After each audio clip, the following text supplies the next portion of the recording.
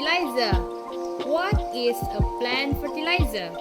Plant fertilizer is a substance that provides essential nutrients to plants to promote their growth and health.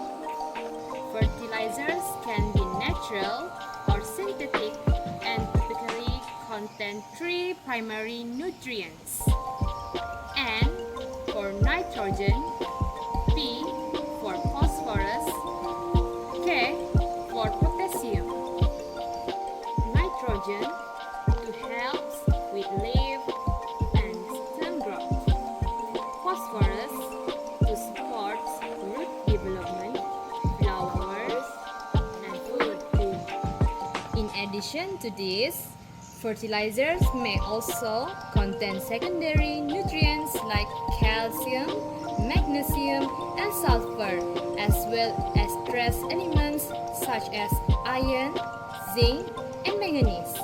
These nutrients help ensure that plants receive a balanced diet for optimal growth.